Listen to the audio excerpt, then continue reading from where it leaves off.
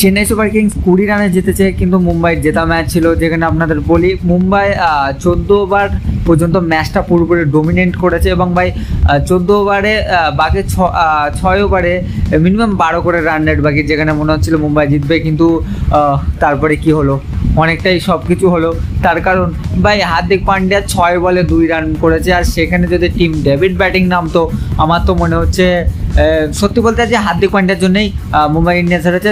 Rohit Sharma century করেছে, যেখানে 207 target দিয়েছে, সেখানে কিন্তু 87 করেছে, বাট তাও কিন্তু হার্দিক পান্ডিয়া শেষ ওভার গিয়ে মিনিমাম তো 20-22 রান খেয়ে যায়, ওখানে কিন্তু অনেকটা ডিফারেন্স হয়ে যায়। এবং যদি পয়েন্ট টেবিল দেখো, 1 রাজস্থান, 2 কলকাতা, 3 চেন্নাই চলে আসলো, নো প্রবলেম, 4 লেজি। কিন্তু ভাই হার্দিক পান্ডিয়ার কি বলবো, এ তো মুম্বাই আম্বানির 100 কোটি টাকাও নিয়ে যাচ্ছে, IPL এর পুরো হেটার্সদের একদিকেও টেনে নিয়ে যাচ্ছে, মানে সব নিয়ে যাচ্ছে ভাই হার্দিক পান্ডিয়া, এখানে কিছু বলার নেই আমার। আর অবশ্যই কলকাতা নাইট রাইডার্স ভালো খেলছে, আমি KKR ফ্যান, আর কলকাতা নাইট রাইডার্স জিতেছে খুশির খবর।